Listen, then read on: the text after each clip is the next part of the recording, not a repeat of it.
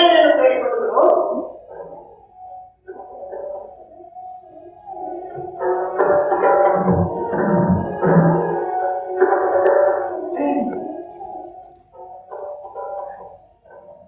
ದೊರೆ ಬಿಂದುಸಾರ, ರಾಜ ವಿಕ್ರಮಾದಿತ್ಯ, ಸಾಮ್ರಾಟ್ ಅಶೋಕ, ರಾಜನಾಡಿದ ನಾಡು ಭಗವತಿ, ಕಾಳಿದಾಸಾದಿ ಕವಿ ಪುಂಗವರ ಬೀಡು,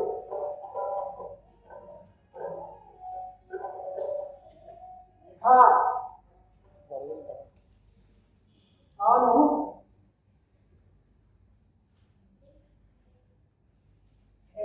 ಎಚ್ಚರಿಕೆ ನೀಡಬೇಕು. ನೀನು ಹೋಗುವ ದಾರಿಯಲ್ಲಿ ಕೆಲವು ಜನ ಖಂಡಿತೆಯರು ಎದುರಾಗುತ್ತಾರೆ. ಅವರೆಲ್ಲ ತಮ್ಮ ಗಂಡದಿರ ಅನುದಾನ ಕೇಳದವರು. ಅಂಜುಗುಡಿಯಪ್ಪ ಜೋರಾಗಿ ಗುಡುಗಿ ಮಿಂಚಿ ಅವರನ್ನು ಎದುರಿಸಿದ ಜೋಕೆ ಮಿಂಚು ಪುಣ್ಯ ಗೆರೆಗಳಲ್ಲಿ ಎಲ್ಲ ಸುಗಮವಾಗಿ ಹಾರುವುದಕ್ಕೆ ಅನುವು ಮಾಡಿಕೊಡು. ಆ ರಾತ್ರಿ ಅಲ್ಲೇ ಯಾವುದಾದರೂ ಮೂಲವರಿಗೆ ತಂಗಿ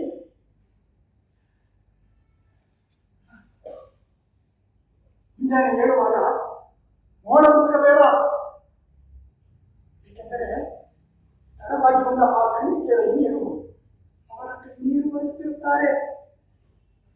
ಉದಯಿಸುವ ಸೂರ್ಯ ಕೂಡ ದುಡಿದ ತಾವರೆಯ ಧ್ವನಿವರಿಸುತ್ತಿರುತ್ತಾನೆ.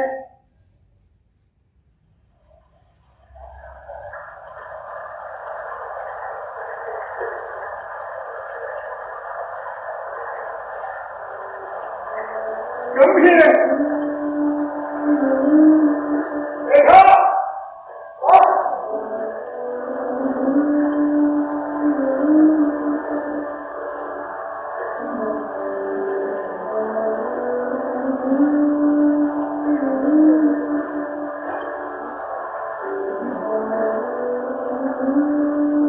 ಗಂಭೀರೆಯಿಂದ ಬರುವಿಕೆಗಾಗಿ ಹಲವು ಮಾಸಗಳಿಂದ ಕಾಯುತ್ತಿದ್ದಾರೆ.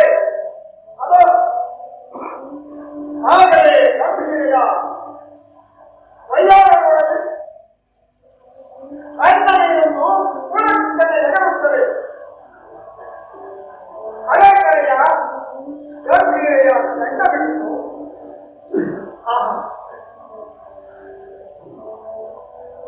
ಎಂತ ಅದೃಷ್ಟವಂತರಪ್ಪ ನೀನು. ಹೌದು, ಅವಳನ್ನು ಸಾತ್ವನಗೊಳಿಸು. ಧನ್ಯನೇಯ ಹೋಗ ನಡುವಾದೆ ದೇವಗಿರಿಯತ್ತನೆ. ಅದು ಕಾರ್ತಿಕೇಯ ಸ್ವಾಮಿಯ ಮಹಾಸನ್ನಿಧಿ.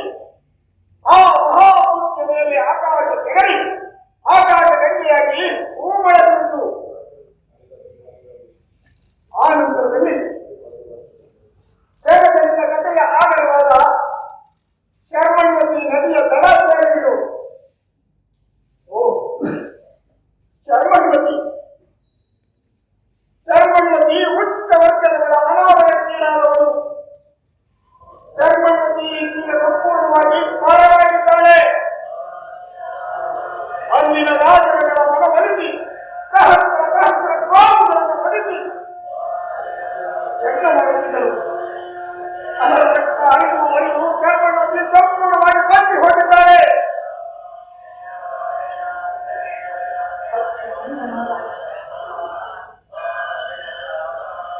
ಆ ರಾಜ ರಂತಿ ದೇವನ ಒಳ್ಳೆಯ ತನವನ್ನು ತೋರಿದ ಪುರೋಹಿತನ ಕಥೆ ಇದು.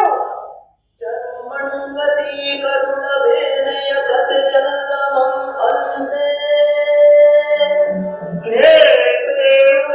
ಪರಮಧಾರ್ಮಿಕ ರಾಜ ರಂತಿ ದೇವನ ಮನಕಾಡಿ ಸಾಸಿರ ಸಾಸಿರ ಗೋವುಗಳ ವಧಿಸಿ ಪುರೋಹಿತರನ್ನು ಹರಿಸಿದ ರಕ್ತವೇ ಶರ್ಮಣ್ವತಿ. ಪುರೋಹಿತರನ್ನು ಹರಿಸಿದ ರಕ್ತವೇ ಶರ್ಮಣ್ವತಿ.